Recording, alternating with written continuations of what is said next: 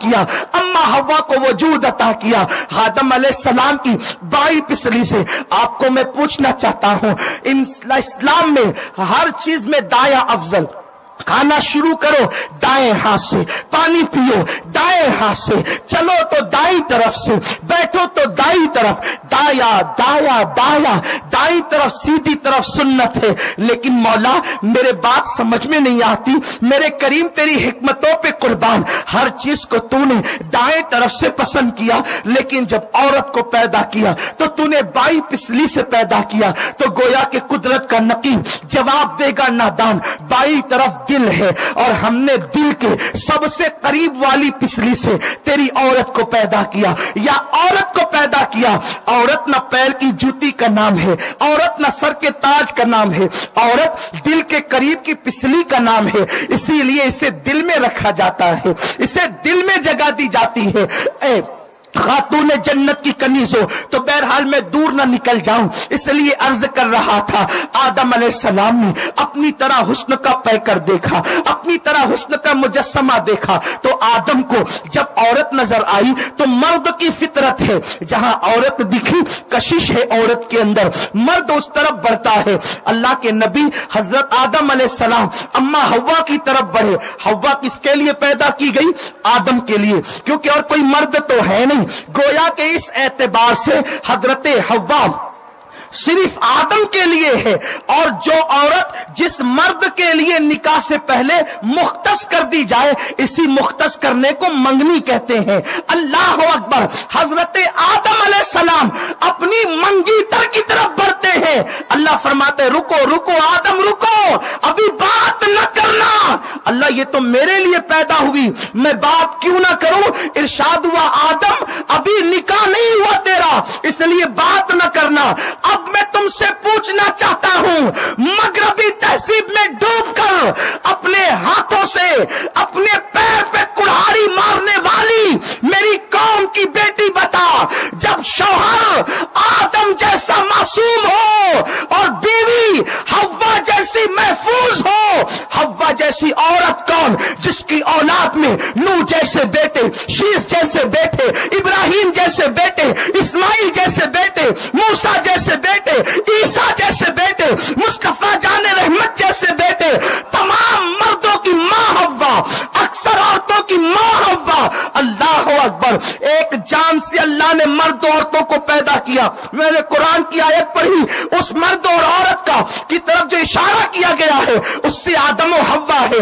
آپ مجھے بتاؤ, حوا جیسی نیک عورت ہو, آدم جیسا معصوم مرد ہو, جنت کا ماحول ہو, جس کے بارے میں قرآن کہتا ہے الا قیلا سلاما سلاما, جہاں صرف سلامتی سلامتی ہے, وہاں عیاشی نہیں, وہاں بدکاری نہیں, وہاں فحش گوئی نہیں, وہاں فحش کلام نہیں, وہاں لغویات نہیں, وہاں خرافات نہیں, وہاں گناہ نہیں, گناہ کا تصور نہیں.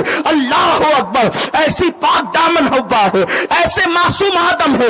لیکن منگنی کے بعد, منگنی کا مفہوم میں نے پیش کر دیا اس معنی میں کہ مختص کر دیا آدم کے لیے. آدم بڑھ رہے ہیں, اللہ کہتے بات نہ کرنا جب تک نکاح نہ ہو. آپ مجھے بتاؤ, وہ آدم جس کی شرافت کی خیرات آدمی کو ملی تو وہ آدمی کہلایا, وہ انسان کو ملی تو وہ آدمی کہلایا, اس آدم کو کہا جاتا ہے آدم منگنی کے بعد بات نہ کرنا, یعنی مختص ہونے کے بعد بات نہ کرنا. اللہ کب تک؟ جب تک نکاح نہ ہو جائے. آپ مجھے بتاؤ, جنت کے ماحول میں جب آدم کو روک دیا گیا کہ نکاح سے پہلے حوا سے بات نہ کرنا, تو آج تمہیں کس نے اجازت دے دی کہ تم نکاح سے پہلے جو ہے وہ منگیتر کی بائک پر گھومو یا فون پر لمبی لمبی گفتگو کرو؟ بڑی معذرت کے ساتھ, نشتر جو لگاتا ہے وہ دشمن نہیں ہوتا.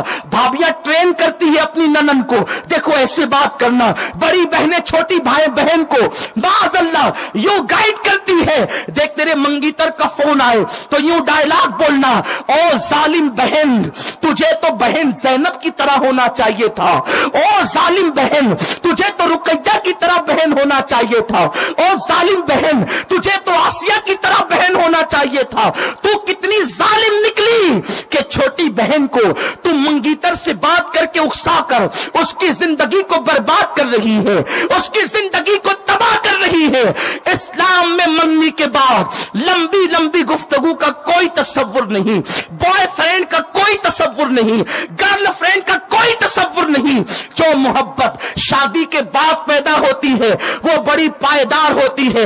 کیا تم نے دادا دادی کی محبت کو نہیں دیکھا؟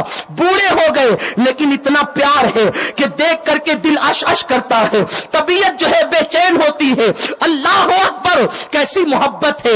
ہم اپنی ماتھے کی آنکھوں سے کبھی اپنے دادا دادی کو دیکھتے ہیں، کبھی اپنے والدین کو دیکھتے ہیں۔ اللہ اکبر، ایک مثالی محبت۔ اور آپ کو بتاؤں، محبت جب شادی کے بعد پیدا ہوتی ہے تو تاج محل بنتے ہیں۔ محبت جب شادی کے بعد پیدا ہوتی ہے سمرقند بنتا ہے۔ محبت جب شادی کے بعد پیدا ہوتی ہے بخارا وجود میں آتا ہے۔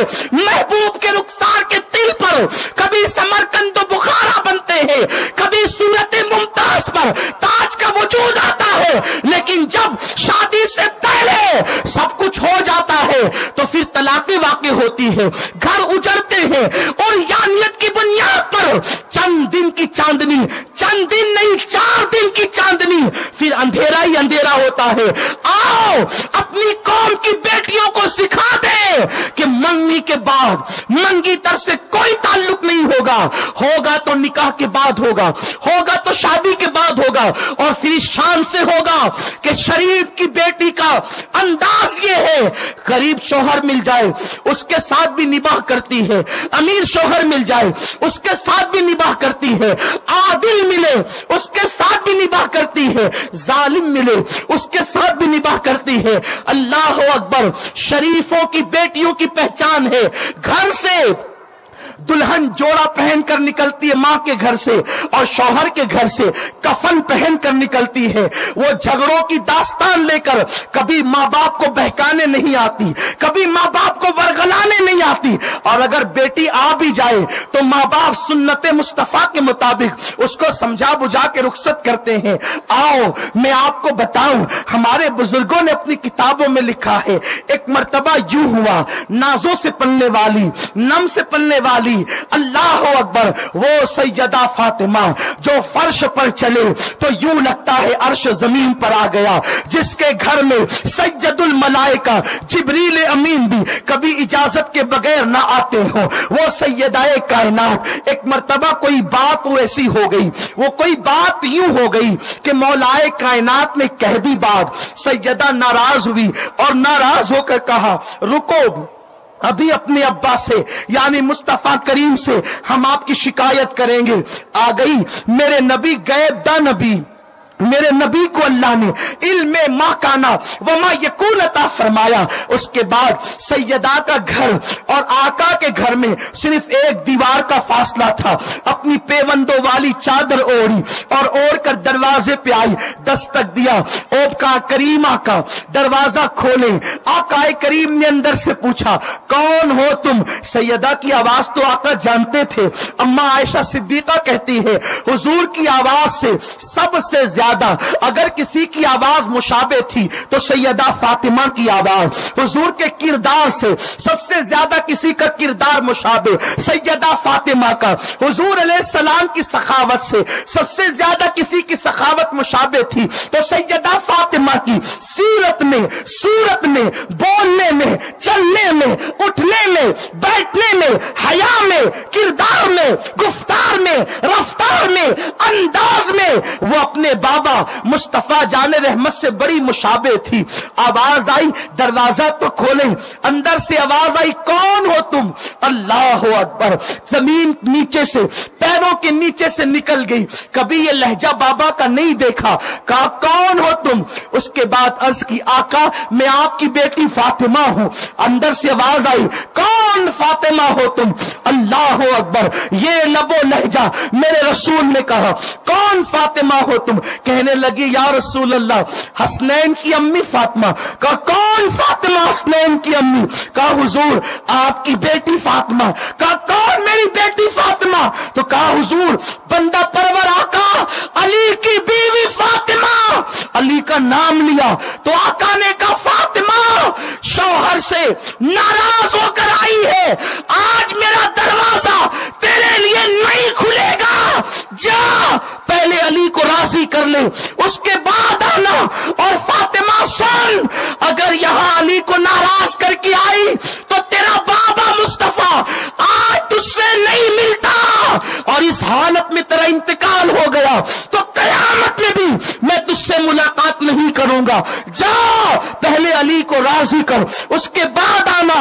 سیدہ گئی، اب اپنا دوپٹہ مولائے کائنات علی کے مرتضیٰ کے قدموں میں رکھا، کہا علی مجھے معاف کر دو۔ علی یہ مرتضیٰ مسکرا کر کہتے ہیں فاطمہ میں تو تم سے ناراض نہیں ہوا تھا، تم ہی تو ناراض ہو کر کے گئی تھی۔ میری جان میری فاطمہ، میں نے تمہیں معاف تو کر دیا، جاؤ میں تم سے راضی ہو گیا۔ مولائے کائنات علی کے مرتضیٰ نے ہماری مقدس ماں سیدوں کی ماں جب فاطمہ کو مسکرا کے معاف کیا، اتنے میں میرے آقا اندر تشریف لائے اور دونوں کے سر پہ ہاتھ رکھ کے دعائیں دی، اللہ تمہاری محبتوں کو